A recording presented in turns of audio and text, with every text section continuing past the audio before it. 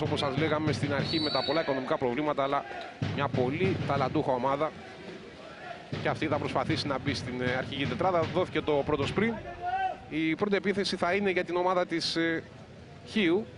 Και για να δούμε πώς θα εξελιχθεί το πολύ ενδιαφέρον αυτό παιχνίδι που σας προσφέρει απευθείας ψηφιακή πλατφόρμα του Autosport. Ένα φάουλ τώρα για υπέρ των φιλοξενούμενων. Με τον Χάτζη Θεοδόρου και τον Θεοδωρόπουλο. Νέο φάουλ. Βλέπουμε εδώ τις μάχες των φουνταριστό με τον Βλοντάκη και τον Μιλονάκη. Προσπάθεια από τον Βλοντάκη να πάρει την καλύτερη δυνατή θέση. Νέο φάουλ τώρα. Να απομένουν 3 δευτερόλεπτα. Τελειώνει ο χρόνος, η μπάλα στο δοκάρι. Τυχερή σε αυτή τη φάση η ομάδα της Βουλιαγμένης. Βλέπουμε και τον Χάτζη Θεοδόρου που έκανε το δυνατό αυτό σουτ. Η μπάλα όμως χτύπησε στο οριζόντιο δοκάρι του Τσαλκάνη. Και τώρα οι γηπεδούχοι με τον Αφρουδάκη αφήνει την μπάλα για τον Αλέξανδρο Γούνα. Πάλι πάλι φάουλ.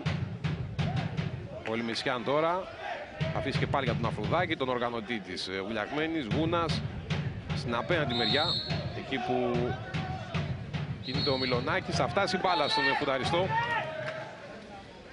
Το γκολ δεν μετράει, υπάρχει επιθετικό φάουλ. Βλέπουμε εδώ με το νούμερο 10, τον 22χρονο, τον Αλέξανδρο Γούνα, ο περιφερειακός διεθνής με την εθνική μας ομάδα. Το 0-0 παραμένει.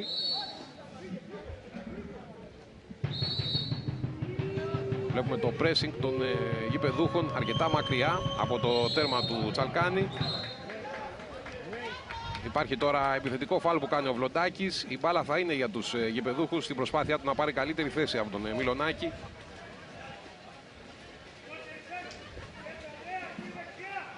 Αφρουδάκης τώρα.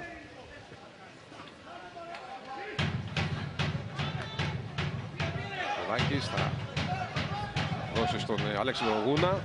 Γούνας ψάχνει να βρει ποιος παίκτησε σε καλύτερη θέση. Θα κάνει το σουτ, ευνηδιάζει την άμυνα της Χίου και να το πρώτο γκολ για το σημερινό μας παιχνίδι. Εδώ με τον νεαρό, τον 22χρονο, τον Αλέξανδρο Γούνα.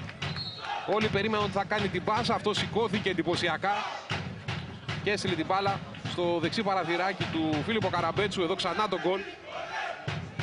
Εντυπωσιακά.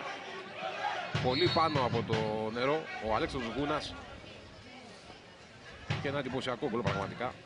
1-0 για την Βουλιαγμένη.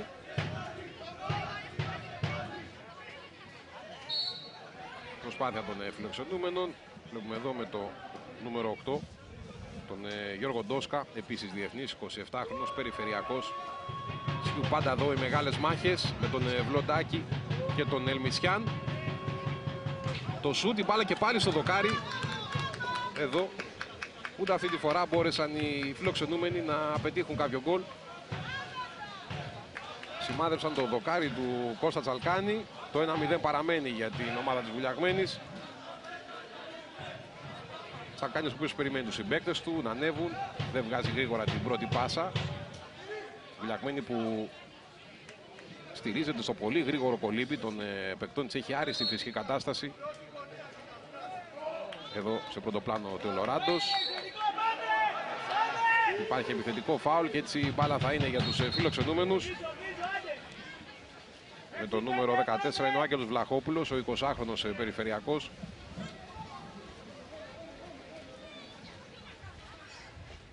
Ο Θοδωρής Χατζηθεοδόρου, ο πιο έμπειρος παίκτης της Χίου. Πρωταθλητής Ευρώπης 2 φορές, τόσο με την Παρτιζάν όσο και με τον Ολυμπιακό. Υπάρχει τώρα βούλιαγμα της μπάλας, θα είναι και πάλι για τους γηπεδούχους. Εδώ βλέπουμε μερικές μονομαχίες μεταξύ του Βλοντάκη και του Ελμισιάν. Ξανά εδώ πως ο Βλοντάκης έχασε την μπάλα. Και έτσι έχει νέα επίθεση Βουλιαγμένη από τα δεξιά με τον Μιλονάκη.